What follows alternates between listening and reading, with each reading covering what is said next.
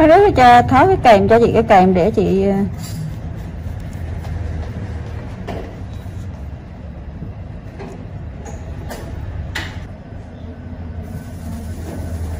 tự nhiên cô nếu bữa đỡ mụn đi qua tặng lục lên mụn dễ sợ không cô? Dạ không. Không, biết bài không mà em sợ. Dạ biết sơ sơ. Nó có cái sông, cái nước nó xoáy trong cái sông đó rồi. Lúc về đêm nó nhà mình không mưa mà nghe rò tiếng nước chảy thôi mình dễ sợ thì.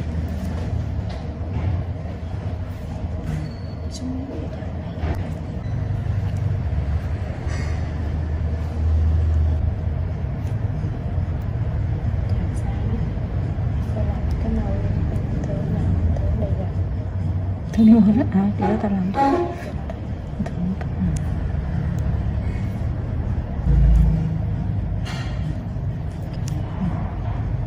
Cài để nó ta làm.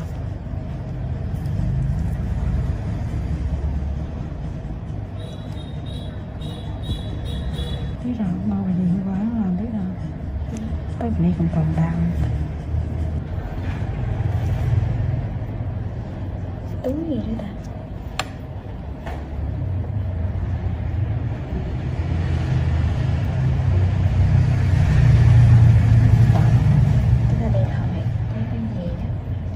Thôi để tao làm cháu làm thấy gì tao thích lao rồi măng lao rồi còn măng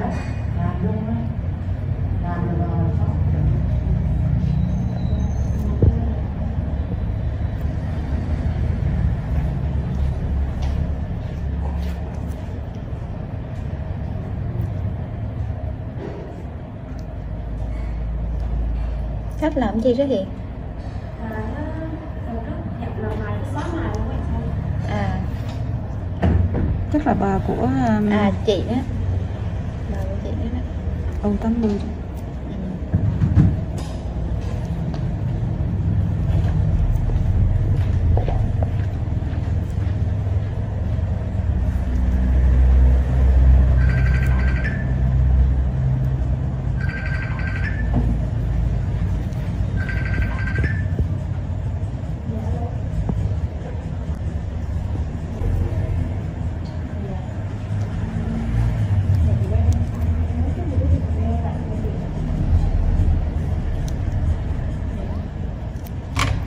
Đó kia nó kia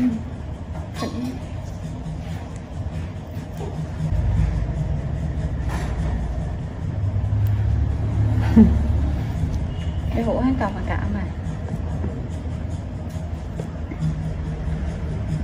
hủa còn phần trọ không? Mình đi sợ hết rồi chứ gì.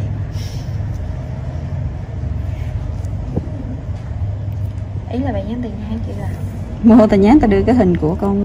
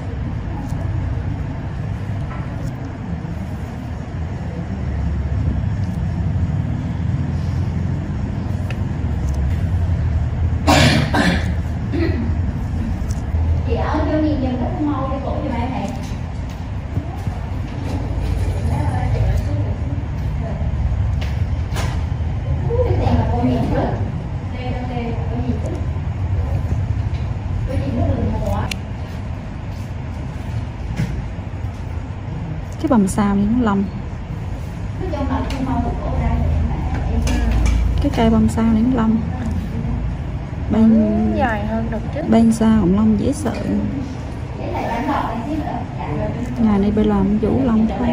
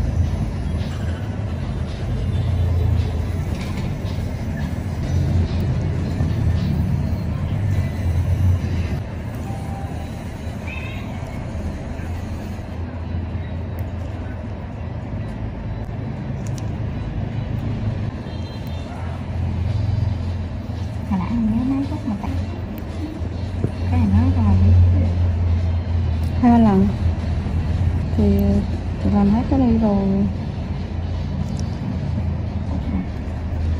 Còn 4 phút nữa đó.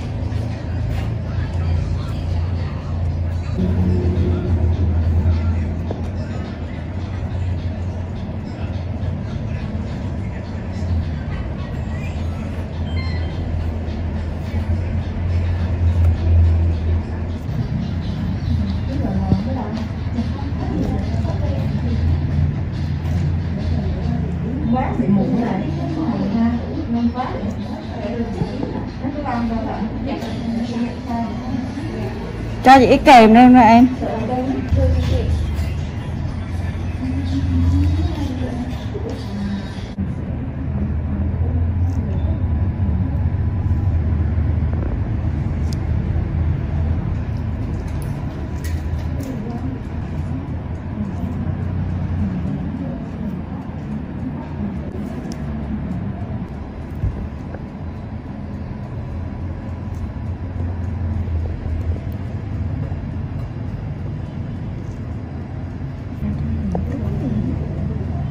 Là cái da mặt nó hơi tứ ta.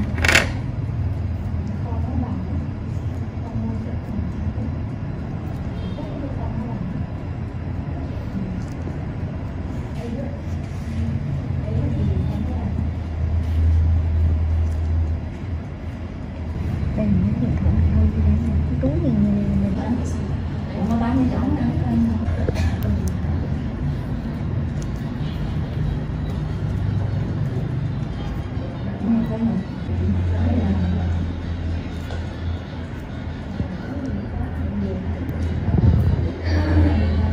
Nhỏ đúng không?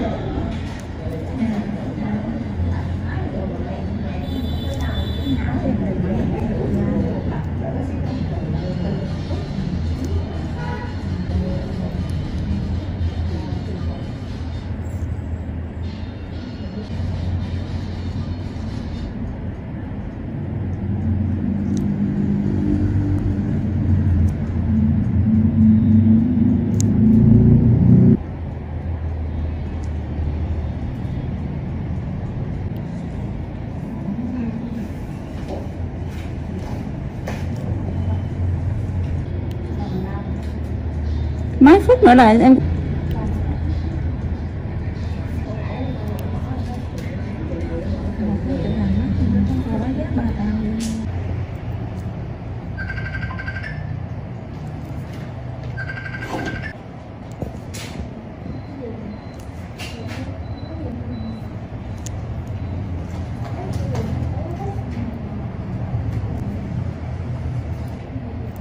Hút đi hình thùng sao? Hút mài của chị à? Có 1 phút. Đi viện thêm Tết mà ấy là sớm làm được 7/5 rồi nếu như Dạ. xỉn luôn. Bắt đầu mà làm lại được á là tới khi nó em sẽ hạn chị 2 tháng sau hoặc là hơn 2 tháng sau mới làm. Làm À, bé sao mà hồi đó chị làm mà nếu nè còn cái đi khác không bao giờ xóa giờ làm luôn chị cũng sao. Còn cái đi ra một phải xóa ra kia đấy cái đi phải làm cái chuyện cái tiền cũng xóa kỹ kì đấy không. em phụ thiệt cái chứ chị em thấy Dặm lại luôn một và 6 hộp như dặm. vấn đề không phải kiềm quá. Chị em thấy cái này mực của chị muốn lầu lên luôn nè mà. In driving traits and terrific twin-turbo flat-six engines, the 2022 Porsche 911 is a nearly flawless sports car, and it's an obvious editor's choice winner. Apart from being too expensive for most enthusiasts, Porsche's iconic 2+2-seater is as immersive as it is versatile. Along with the aforementioned flat-six, which produces a distinctive snarl and makes between 379 and 473 horsepower. We reviewed the higher-powered GT3 and turbo variants separately. The lineup offers a quick-shifting dual-clutch automatic or a manual transmission and rear or all-wheel drive.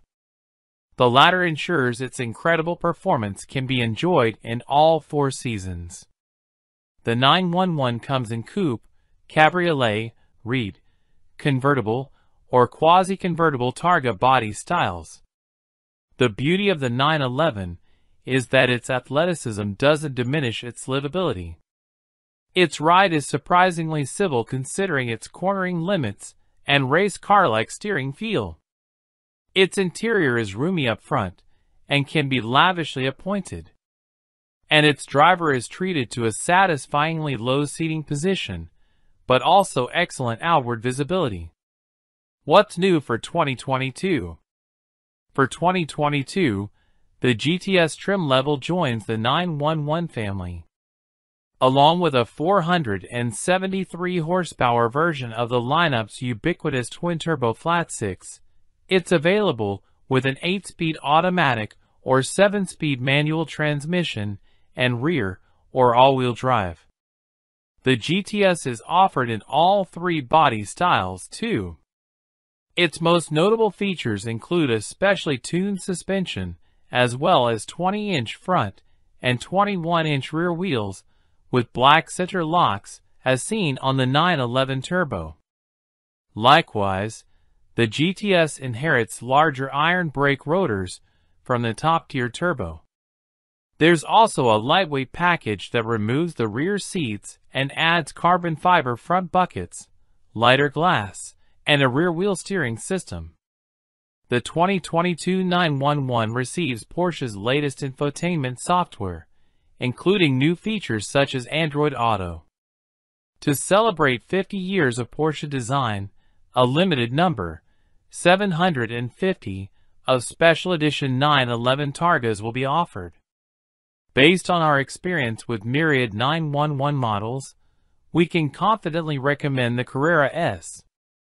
It boasts 64 horses more than the standard Carrera, and we'd be happy with either the engaging manual transmission or the snappier dual-clutch automatic. Those who want to enjoy their 911 year-round, but have to deal with slippery winter conditions can add all-wheel drive for $7,300 if you feel 4 winter tires aren't enough. We're content with the coupe body style, especially since the cabriolet costs almost $13,000 more. We'd also opt for the Sport Chrono package that adds launch control, additional drive modes, and more.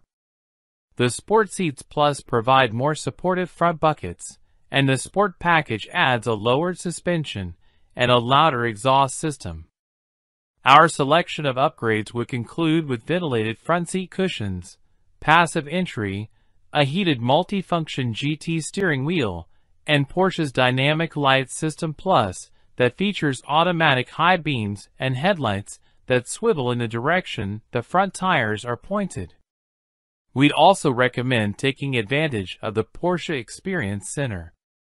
For $395, plus a $50 damage waiver fee, you will be received coaching and track time in your new Porsche at either the Atlanta or Los Angeles location.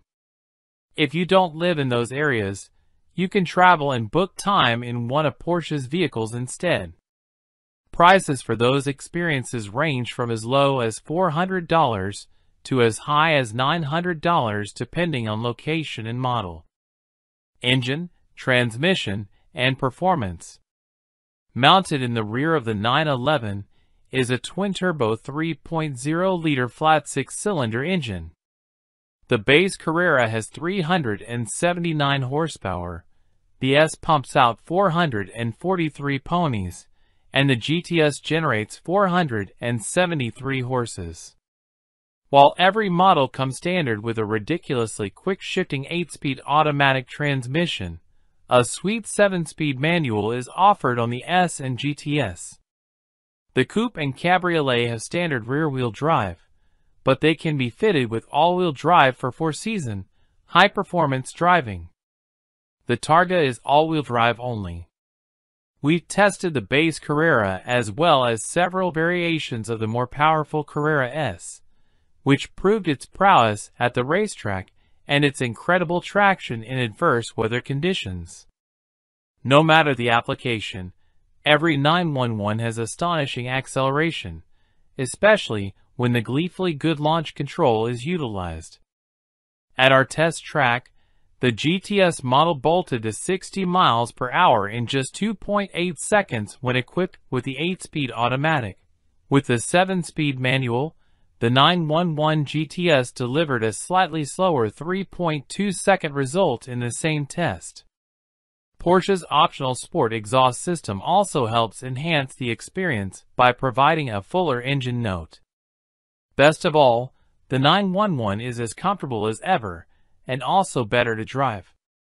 Its steering is communicative and brilliantly direct, and the coupe and convertible have increased cornering grip and stability. The ride quality is surprisingly supple too, despite the 911's amazing body control, which allow drivers to seamlessly switch between relaxed and spirited romps. Fuel economy and real-world MPG. With EPA ratings of 18 miles per gallon city and 25 highway, the Carrera S with the manual transmission is the most fuel-efficient 911. However, other 911 models' fuel economy estimates don't drop much farther from those figures. On our 75 miles per hour highway route, a Carrera and Carrera S, both equipped with automatics, earned impressive results of 33 and 30 miles per gallon, respectively. For more information about the 911's fuel economy, visit the EPA's website. Interior, comfort, and cargo. The 911's interior continues to look sophisticated rather than complicated, with a mix of buttons, knobs, and touchscreen controls, and, for the first time ever, a large center cup holder. The gauge cluster also deviates from history, ditching the mainly analog instruments for mostly digital ones. While these screens have some user experience issues and can be blocked by the steering wheel, the central tachometer still uses a physical needle that follows the engine's revs towards its heavenly 7,400 RPM redline. The 911's low-slung driving position and supportive front seats are fantastic, and the steering wheel has a wide range of adjustment. We only wish Porsche used less piano black trim on the center console, provided more interior cubby storage, and gave this icon of a car a grander shifter than the stubby flipper that comes on automatic-equipped models. Although the 911 continues to offer seating for up to 4 in theory, the tiny back seats remain as hostile to adults as they were when 911s first hit the road in the mid-1960s. Infotainment and connectivity. Every 911 is outfitted with a 10.9-inch touchscreen integrated into the middle of the dashboard. In addition to voice commands and buttons on the steering wheel, the center screen also features rotary push-button controls on the console. The infotainment system supports a Wi-Fi hotspot, wireless Apple CarPlay, and wired Android Auto. Porsche does provide 2 high-end surround sound systems that include a 12-speaker Bose unit and a 13-speaker Burmester stereo. Safety and driver assistance features. The 911 is available with myriad driver assistance technologies, including desirable options such as automatic high beams, blind spot monitoring, and even night vision. For more information about the 911's crash test results, visit the National Highway Traffic Safety Administration, NHTSA, and Insurance Institute for Highway Safety, IHS, websites. Key safety features include standard forward collision warning and automated emergency braking, available lane departure warning and lane keeping assist, available adaptive cruise control, warranty and maintenance coverage. Porsche's warranty coverage is standard for the segment, with the first maintenance visit covered free of charge. However, rivals such as the Jaguar F-Type offer more value by covering maintenance for up to 5 years. Limited warranty covers 4 years or 50,000 miles. Powertrain warranty covers 4 years or 50,000 miles. Complimentary maintenance is covered for 1 year or 10,000 miles. Hello, welcome to NT Car Reviews channel.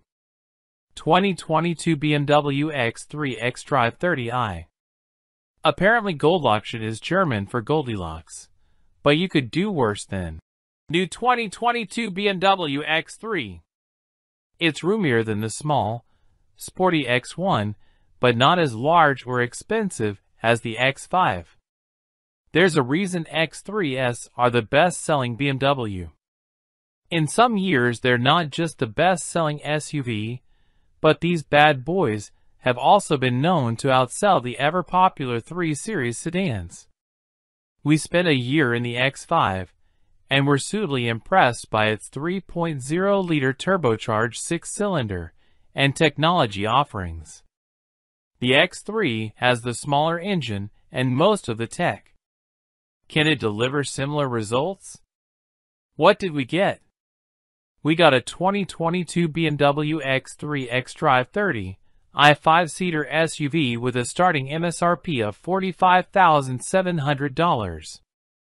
In BMW speak, xDrive means all-wheel drive, AWD, which bumps up the overall cost from the base xDrive 30i model.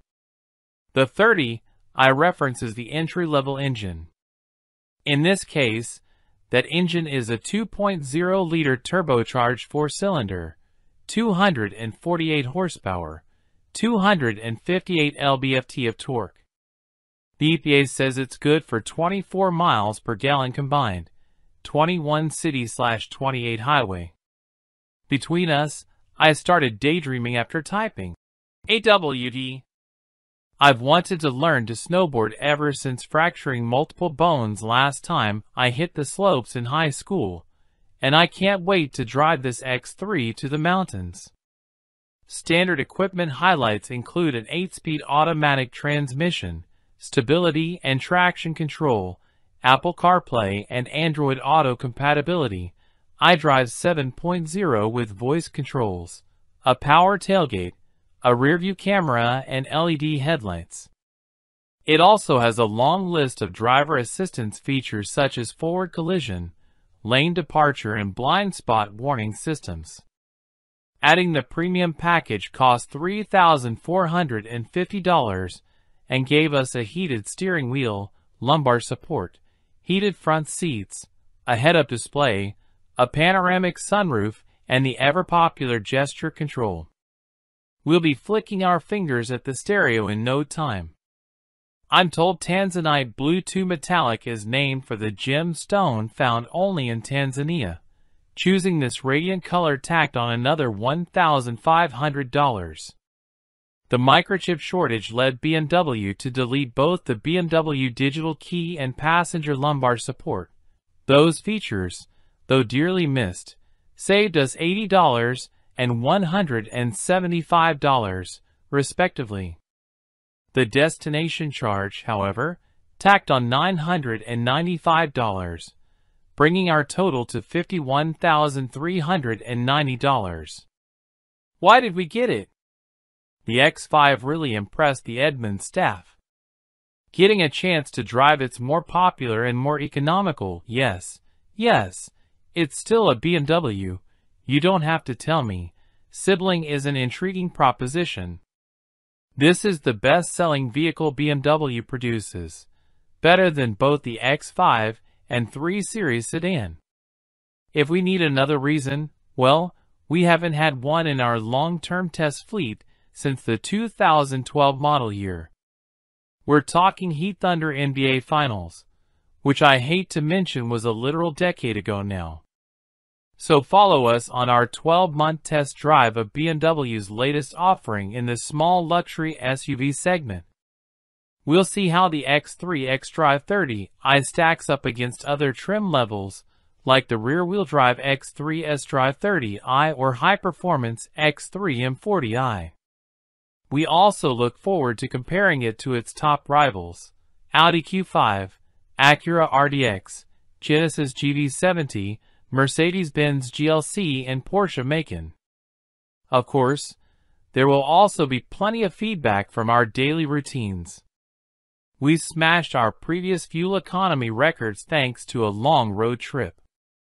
File under EPA SHMEPA. That's 31.7 miles per gallon at the pump from DuPont, Washington, 92 octane. I will note for science, to Redding, California, average speed 70.5 miles per hour. EPA says 28 highway for X3 2.0 AWD. Check out that range, 539.8 miles. Diesel who? Josh Sadlier, Director, Content. Another note for my LA to Seattle Odyssey in the X3, cranking up the average speed to 75.8 miles per hour thanks to higher speed limits on I-5. I still saw 29.2 miles per gallon at the pump over the course of 452 miles. Again, the EPA says 28 miles per gallon highway for this thing. It's quite remarkable that I did better than that at 76 miles per hour. BMW still got that special sauce in the engine room. Josh Sadlier, Director, Content. How's the fuel economy 10,000 miles in? Overall, not bad. We're right at the EPA estimated number. Here's what one of our contributors had to say. I had a trip from LA to Santa Barbara to Paso Robles and snagged the X3.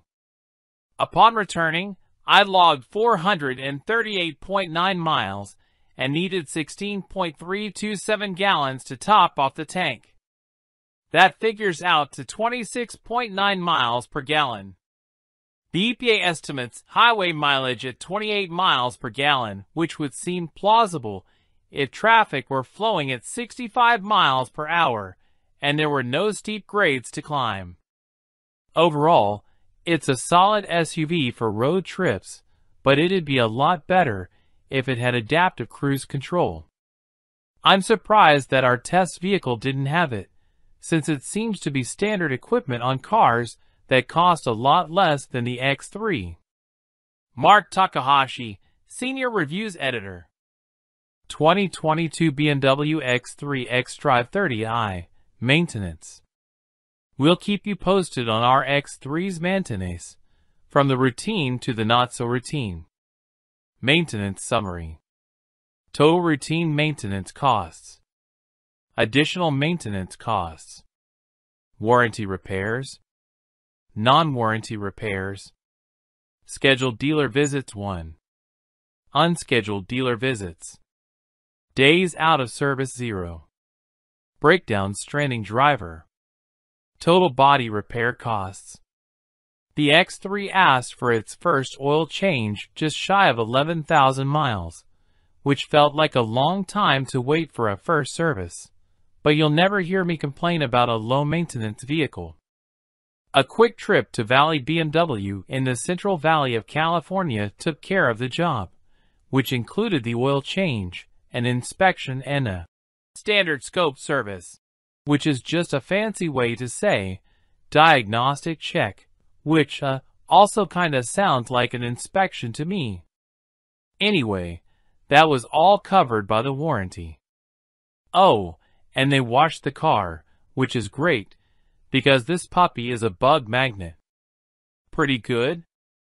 2022 BMW xDrive 30i, Technology. Even the base X3 comes loaded with technology, and we're going to test it. I complained about wireless Apple CarPlay when we first got our X3 right here on this website.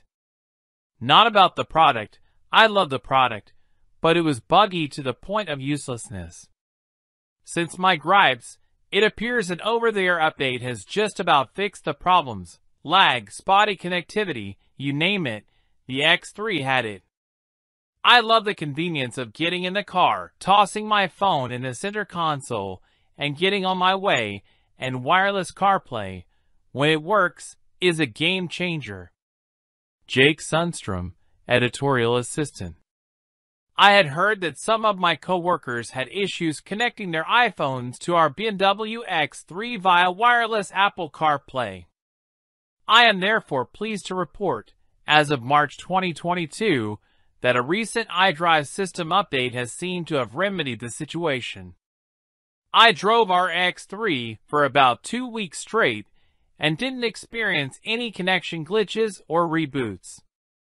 The response time, when you, say, click to skip to the next music track and have that track actually play, is slower compared to when connecting by way of a USB cord, but I've experienced that in other cars with wireless CarPlay too. Brett Romans, Senior Editor, Written Content.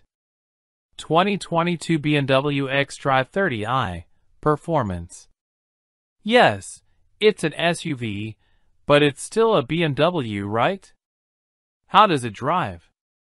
It isn't a 3 Series, but the X3 certainly feels nimble on curvy roads, and there is a noticeable difference between driving it and its larger sibling, the X5. If you're deeply concerned about tearing up country roads before buying an SUV, perhaps wonder if the class of vehicle is the problem and not the model. But alas, a soapbox for another day. Jake Sundstrom, editorial assistant. The BMW gets up to speed with ease and takes to the curves better than most other comparable SUVs. Unfortunately, I don't think it does slow very well. I tend to perform limo stops, where you try to come to a complete stop without really feeling it stop completely. It's about finding the lightest touch on the brake pedal, but no matter what I try, the X3 refuses.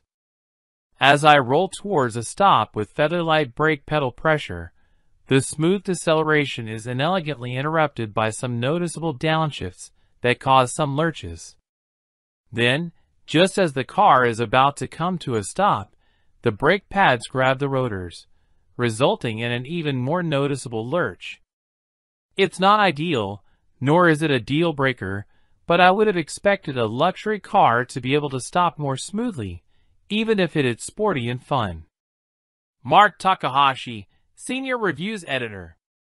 Any thoughts on the steering? The steering in this X3 leaves me with mixed feelings. I really enjoy driving around town thanks to its small dimensions, tight turning radius, and overall maneuverability. On the highway, it's a different story. The steering wheel is numb off-center. So after a short time on a straight road, with the steering wheel pointed dead ahead, the car drifts slightly. It requires constant, small adjustments to keep the car in the middle of the lane. It happened often enough that I switched from comfort to sport mode, thinking the heavier steering setting might help. No such luck. Mike Schmidt, Senior Manager, Vehicle Testing Operations. What's the power situation? Don't challenge anyone to a drag race. It could seriously alter your future, Marty, but you'll likely be satisfied with how the X3 performs chugging up large hills. It never wants for power thanks to the single turbo assistance its 4-cylinder engine receives. Jake Sundstrom, editorial assistant. Typically, I'm firmly in the more motor camp, and there's no doubt that the X3's optional turbocharged 6-cylinder engine, specified in the M40i variant and boasting 382 horsepower, is a peach. But even though our 4-cylinder X3 xDrive 30i makes a seemingly wimpy 248 horsepower, I never find myself thinking that its sauce is weak. There's plenty of punch for anything the commute might throw at you, and the numbers bear that out. At our test track, the X3 sprinted to 60 miles per hour in a satisfyingly swift 6.2 seconds. What's more, the refinement of this powertrain is top-notch. I'd love to have an M40i, but the xDrive 30i is no slouch. Oh, I forgot to add, Sport mode. Always sport mode. It's the first thing I press after the start button. In sport mode, the X3 is alive and engaged. Until you press that button, though, it's not ready to rock. Josh Sadlier, Director, Content Strategy. 2022 BMW xDrive 30i, Comfort. The X3 tries to split the gap between sporty and comfortable. How well does it do? How's it on the highway? Impressively comfortable and quiet. It probably helps that we've got the most relaxed X3 spec possible, which is the xDrive 30i with the standard, non-sport, suspension and the regular 19-inch wheels. The optional 20 or 21-inch wheels are fancier, but have shorter tire sidewalls, so there's less cushion. This combo easily smooths out ruts and bumps on the road. And there's not much wind noise or tire noise. That combo makes our X3 a pleasing companion on a long drive. Brett Romans, Senior Editor, Written Content. Spending more than 5 hours driving to and from San Diego over the past weekend crystallized my disappointment in the X3's lack of adaptive cruise control. You may recall our fully loaded Kia Sorento, despite its flaws, came with ACC, making it a superstar when it came to road trip and high-traffic environments. It's one thing I find lacking on an otherwise very capable SUV. Jake Sundstrom, Editor, CarMax. How about around town? The BMW gets up to speed with ease and takes to the curves better than most other comparable SUVs. Unfortunately, I don't think it does slow very well. I tend to perform limo stops, where you try to come to a complete stop without really feeling it stop completely. It's about finding the lightest touch on the brake pedal. But no matter what I try, the X3 refuses. As I roll towards a stop with featherlight brake pedal pressure, the smooth deceleration is inelegantly interrupted by some noticeable downshifts that cause some lurches. Then, just as the car is about to come to a stop, the brake pads grab the rotors, resulting in an even more noticeable lurch. It's not ideal, nor is it a deal breaker, but I would have expected a luxury car to be able to stop more smoothly, even if it is sporty and fun. Mark Takahashi, Senior Reviews Editor. What about the front seats? You know, I'm a little underwhelmed. They're fine, but I've found myself fiddling with the seats adjustments more than I thought I would. The seat isn't lacking for anything. Our test X3 has the upgraded four-way lumbar too, but I just can't seem to dial in a driving position I really love. Ultimately, I feel like I'm just sitting on a chair rather than being fully supported by something great. Brett Romans, Senior Editor, Written Content.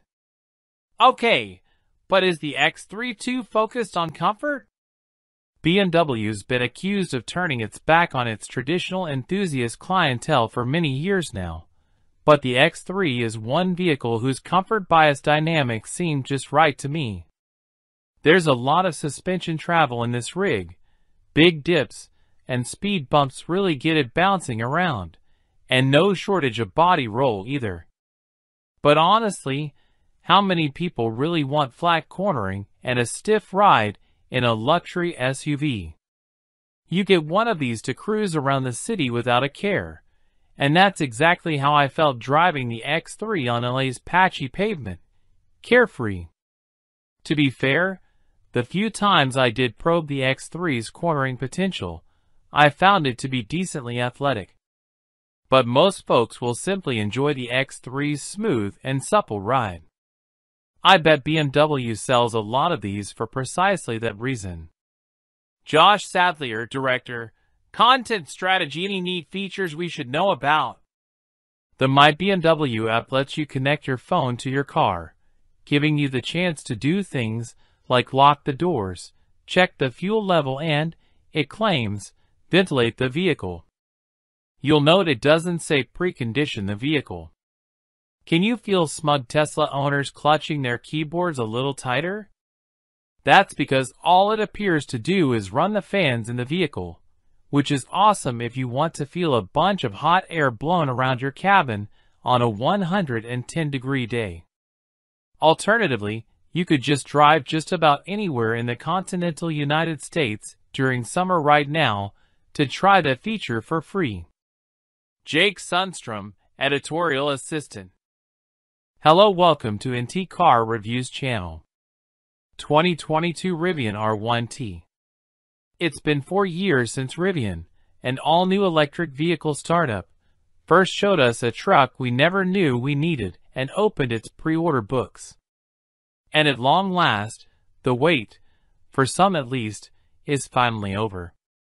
The Rivian R1T is the first to arrive to market, leading a new wave of modern electric pickup trucks from the factories of Ford, Chevrolet, Hummer, and, maybe, eventually Tesla.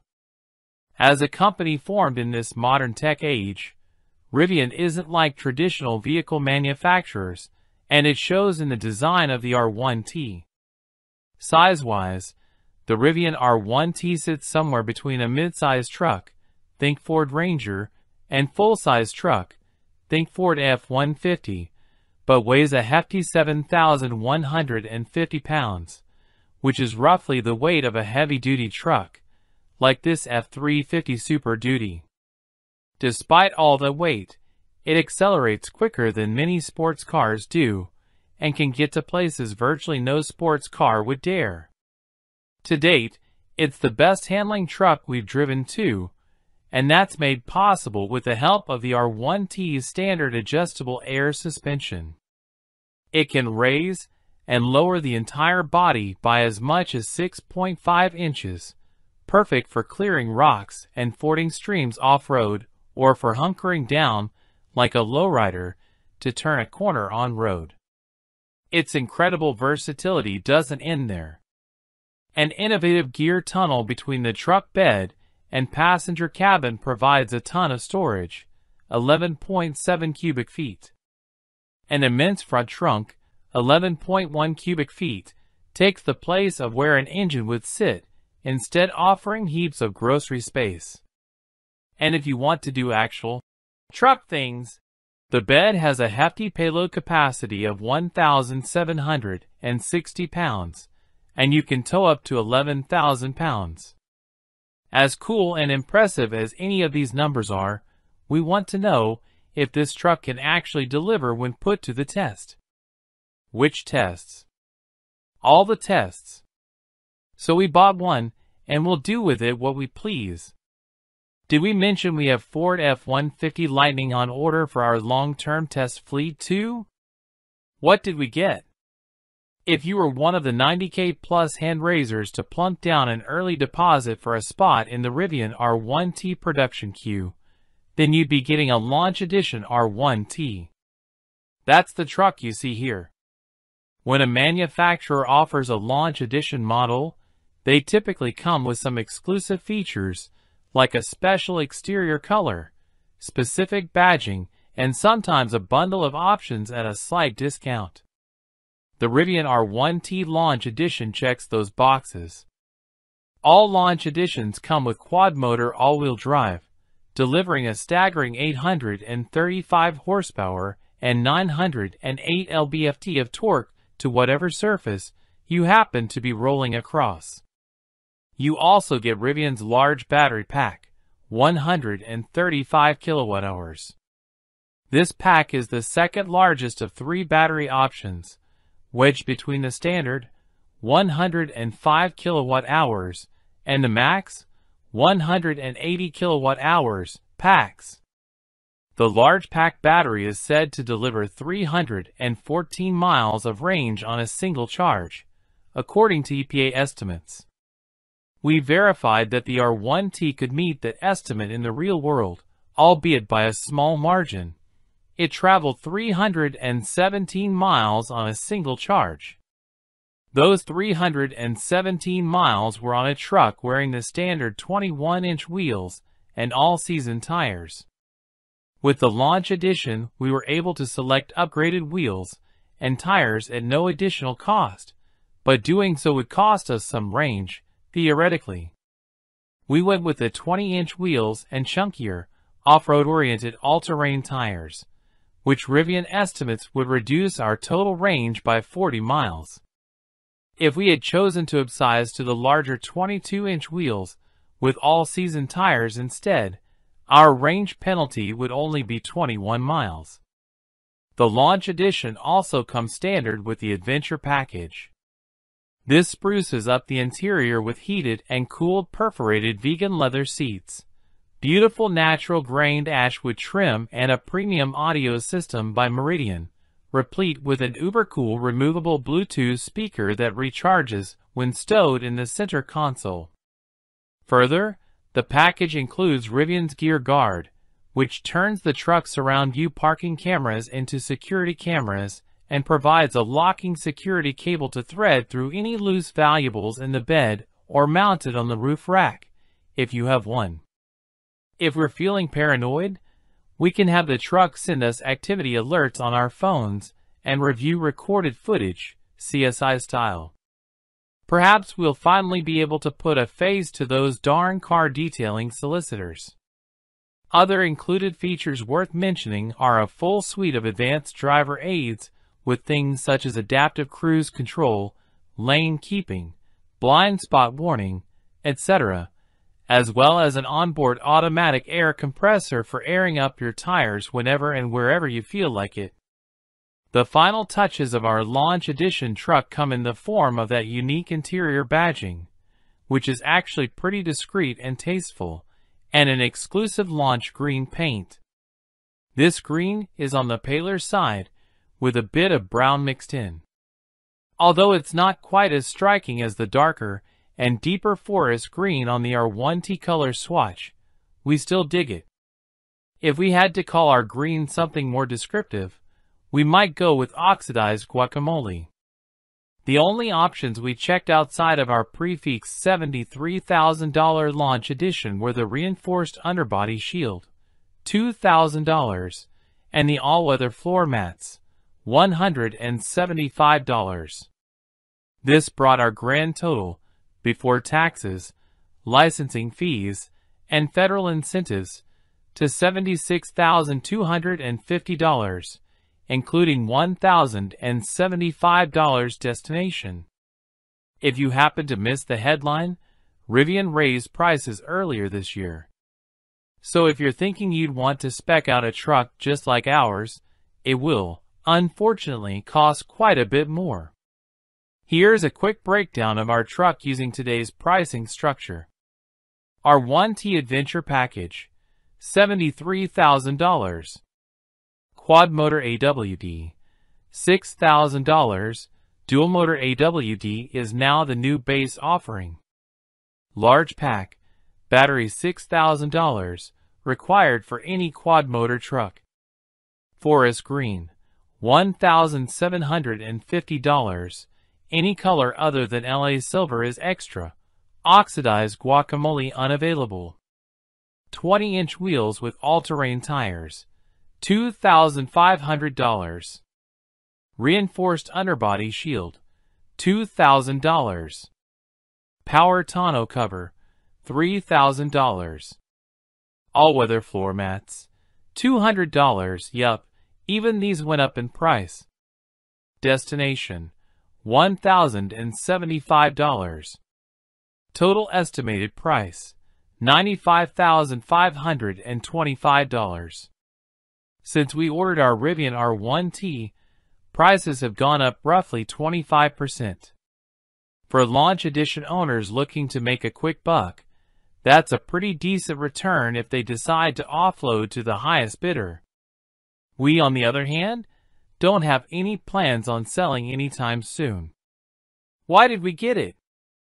The list of reasons why you wouldn't get a Rivian R1T is probably a lot easier to compile. It's kind of expensive, especially after the price hike in early 2022. It's a larger vehicle if you don't have a lot of space to park, and it's the first vehicle from an all-new, untested company. Those things aside, how in the world could we pass up owning something so frickin' cool? Could you? Real-world fuel economy. With electricity being so cheap compared to gas prices, especially now, it's easy to gloss over the efficiency of an electric vehicle. To date, the Rivian R1T is the least efficient EV we've tested, at least until the Hummer EV arrives, using double the amount of battery juice to travel 100 miles as a Tesla Model 3. That's not so surprising considering how much it weighs, the fact that it has 4 electric motors to feed, and that it's shaped, well, like a truck. Here, we'll be tracking just how much electricity our R1T consumes on average, and then translate that into a language we all can hopefully understand a bit more clearly. Amperic drain sounds scary. What is it, and how does it apply to the Rivian R1T? Battery Drain Test Part 1. We started noticing our Rivian R1T had a lower state of charge when we came out to it in the morning than we left it overnight. This can happen with all electric vehicles in small quantities, especially when left parked for long periods of time. We were noticing it in larger than expected quantities after leaving it parked for just one night. So, we decided to put this battery drain, sometimes called the amperic drain, to the test.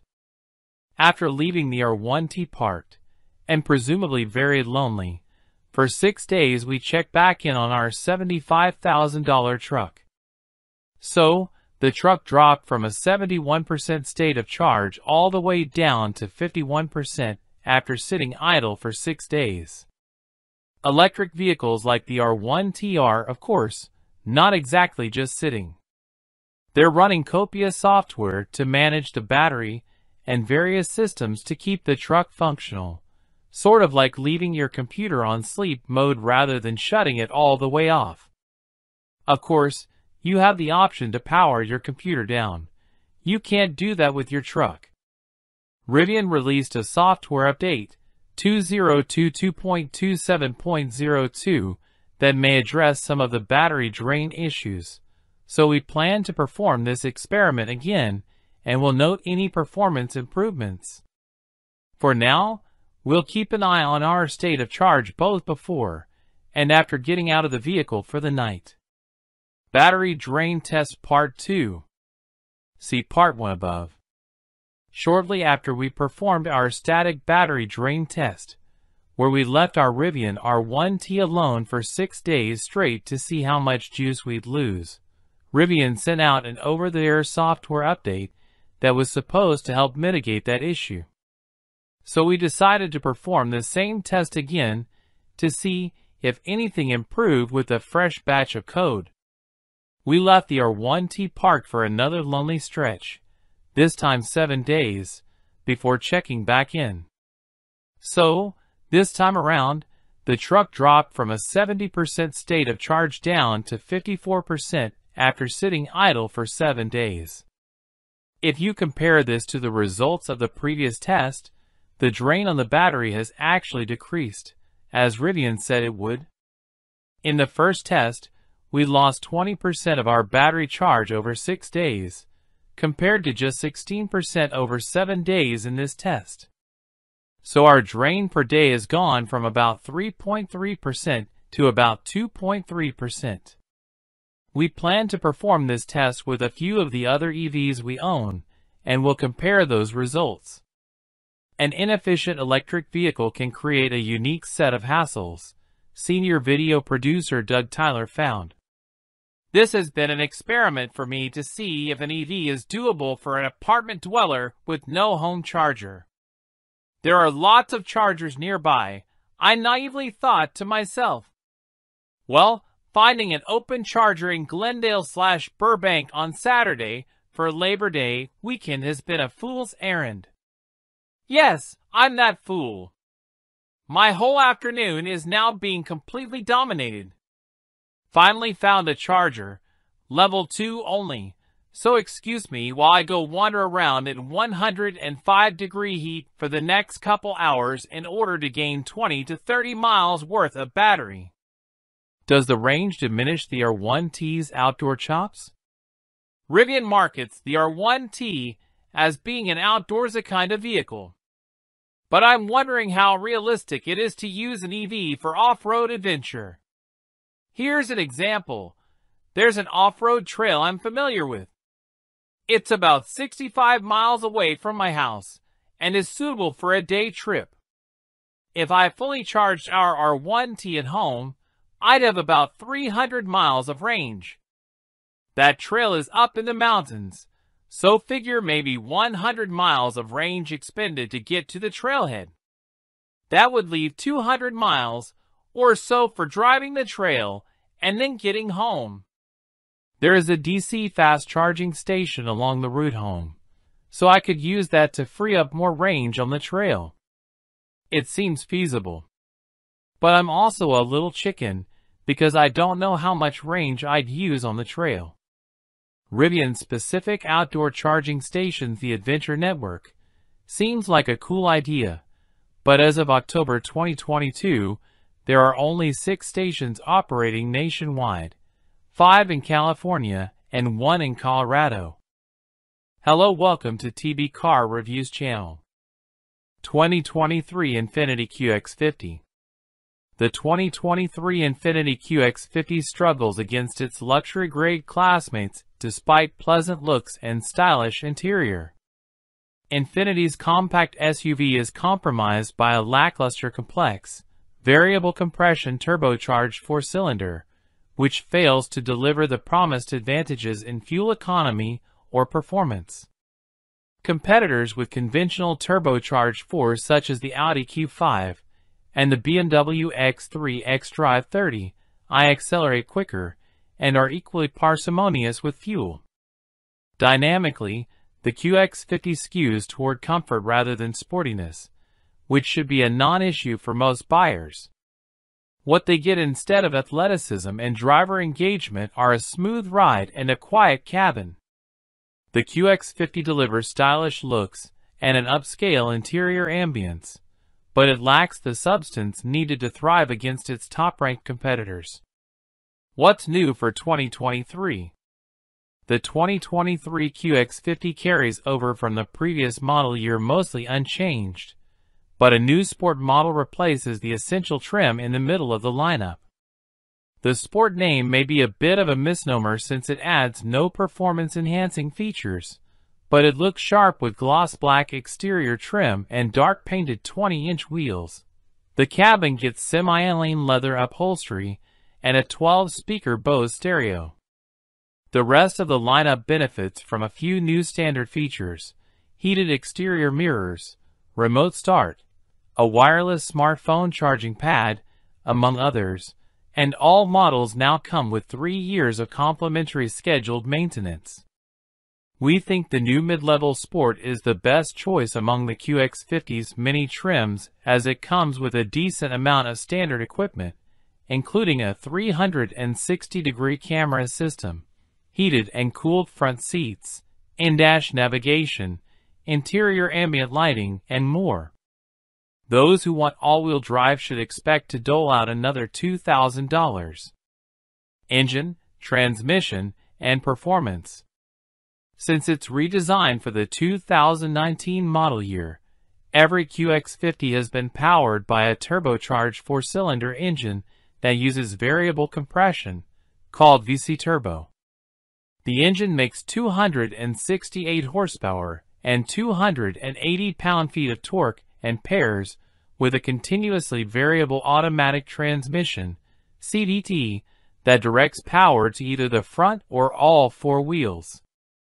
The engine seamlessly swaps between high compression during steady cruising and low compression during hard acceleration. While it never exhilarates when the pedal hits the metal, only those seeking a seriously quick crossover will be disappointed. Unfortunately, the engine is loud under heavy throttle, and the CVT makes this worse, especially around town. the Infiniti prioritizes comfort and luxury, with a compliant ride that is composed on rough roads and smooth on the highway. While the steering wheel provides little communication with the road surface, it has accurate reactions and light effort.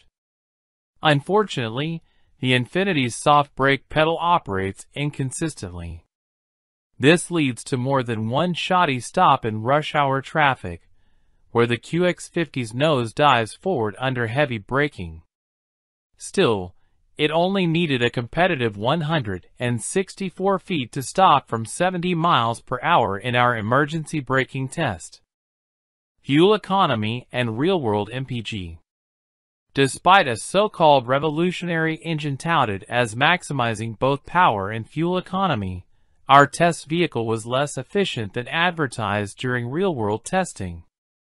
The front-wheel drive QX50 is rated at 23 miles per gallon city and 29 highway, while the all-wheel drive version has estimates of 22 miles per gallon city and 28 highway.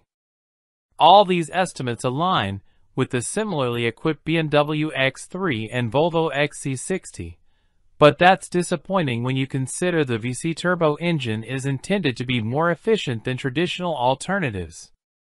The last all-wheel drive QX50 we tested on our 75 miles per hour fuel economy route, part of our extensive testing regimen, fell short of its highway estimate and returned 27 miles per gallon in the real world. For more information about the QX50's fuel economy, visit the EPA's website. Interior, comfort, and cargo. Inside, the QX50 can be fitted with quilted leather seats, wood interior trim, and a faux suede headliner. However, these upscale appointments are available only on the most expensive model. Still, every QX50 has a comfortable and quiet cabin that includes a spacious second row with reclining seat backs that proved to be a highlight of the 2019 QX50 that we had in our long-term test fleet. The QX50 has 31 cubic feet behind the back seat and up to 65 cubes with the 60-40 split folding rear bench folded flat. We managed to fit 9 carry-on suitcases with the seats up and 22 with them down. Both results were 2 more than the X3 held. While our top-of-the-line test vehicle had the motion-activated power liftgate, none of the lower trims has this useful feature. Infotainment and connectivity. The dual touchscreen infotainment system will bother some more than others. We also were annoyed that the heated steering wheel and custom drive mode settings are only accessible through this interface. While we appreciated the familiar volume knob, the rotary controller on the center console only operates the top screen. Every model has Android Auto, wireless Apple CarPlay, and a subscription-based Wi-Fi hotspot. Both 12 and 16 speaker Bose stereo systems are available, as is mobile Wi-Fi hotspot. Our test vehicle did have several power points, with 3 USB ports up front and multiple 12-volt outlets, including one in the cargo area. Safety and driver assistance features. Every QX50 has a host of standard driver assistance technology that includes lane departure warning and lane keeping assist. For more information about the QX50's crash test results, visit the National Highway Traffic Safety Administration, NHTSA, and the Insurance Institute for Highway Safety, IHS, websites.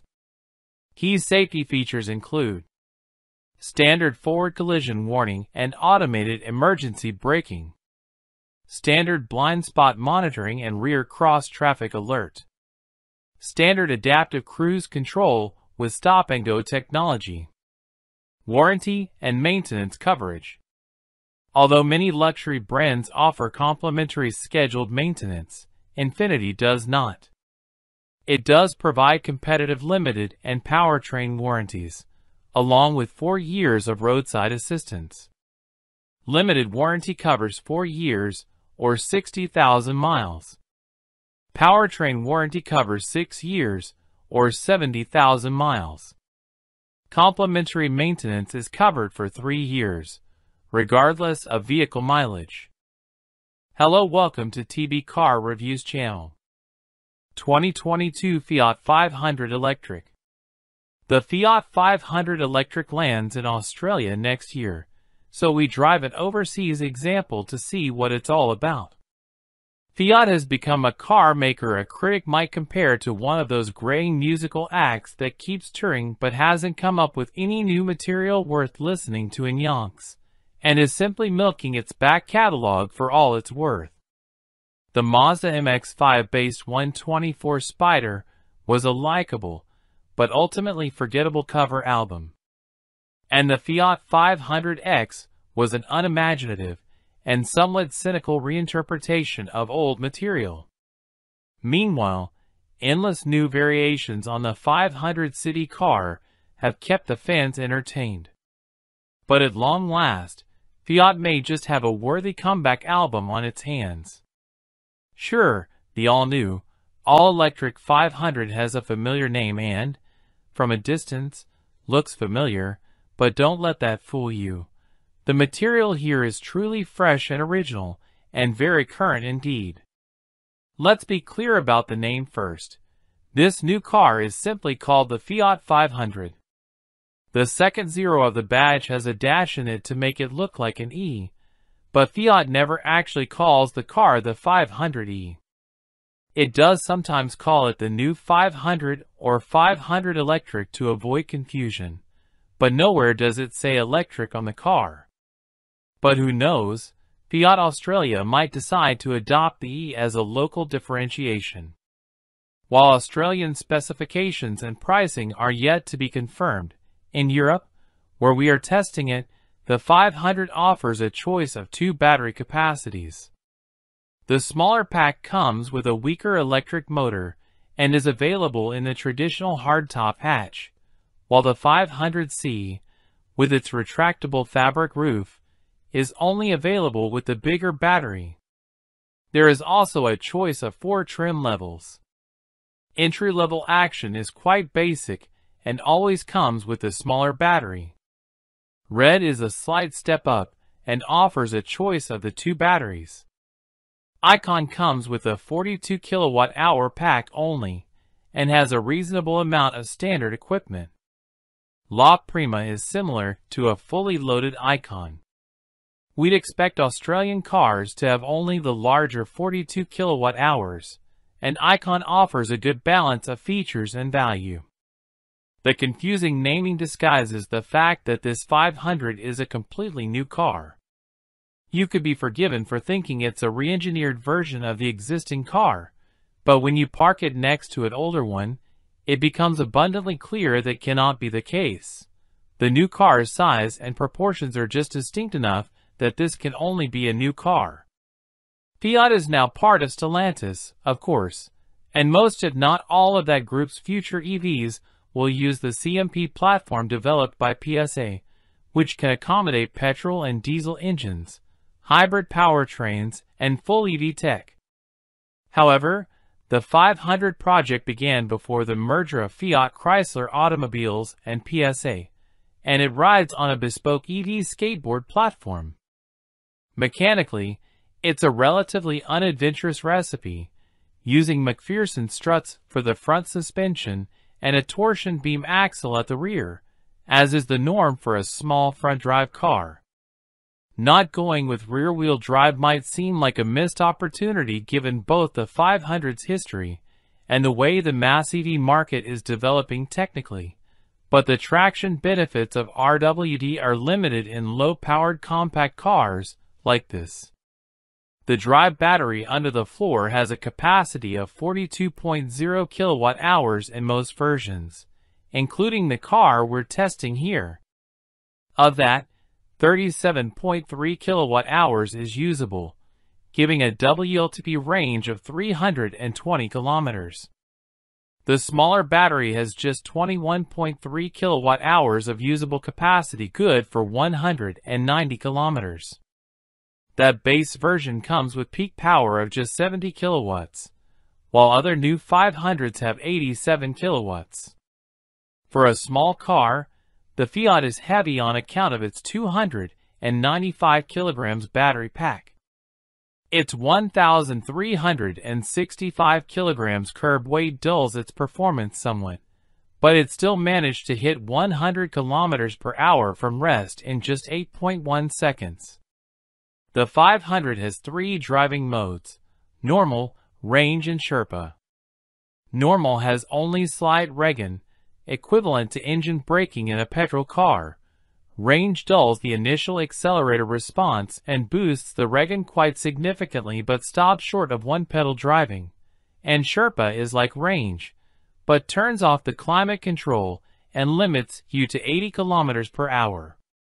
City cars are generally not known for their engaging handling. Simple suspension layouts, modest limits of grip, and generally conservative wheel geometries, intended to promote stability rather than boost agility, see to that. As a result, adequate handling is really all that's required here. To our great delight, however, the 500 does a lot more than that. Our test car came on optional 17-inch wheels shod with 205/45 Continental EcoContact 6 tires. That's a pretty meaty tire section for a car of this size, and, as a result, the 500 develops more than decent grip and traction, which is something cheaper EVs can struggle with as their more rudimentary traction control systems fail to contain the instant torque.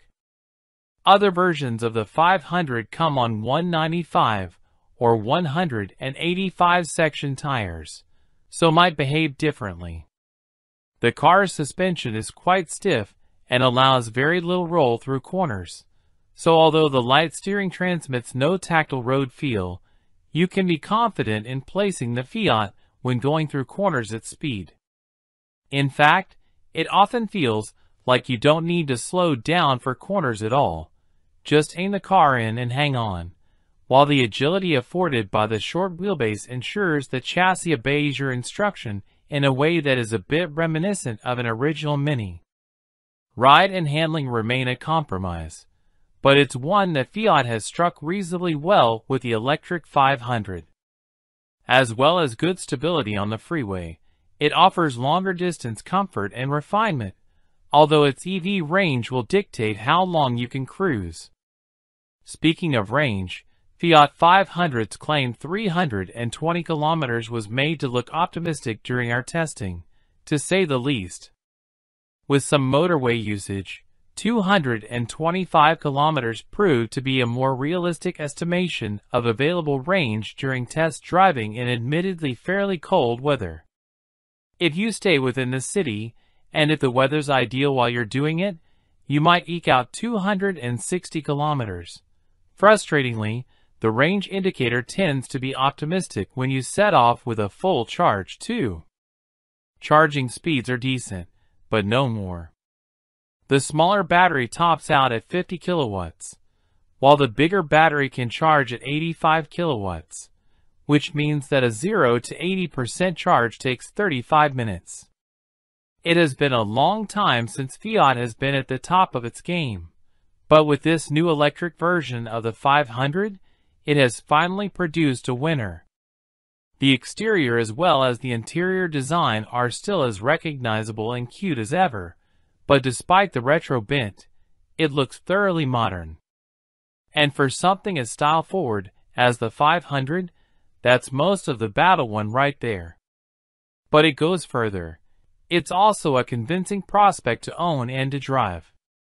There are EVs with more power and more range, but the 500 isn't entirely left behind on that score, and thanks to its tiny dimensions and tight turning circle, it fulfills its primary purpose as a city car too. Although it can't completely cover its city car routes, the Fiat is remarkably good to drive when you venture out onto the open road.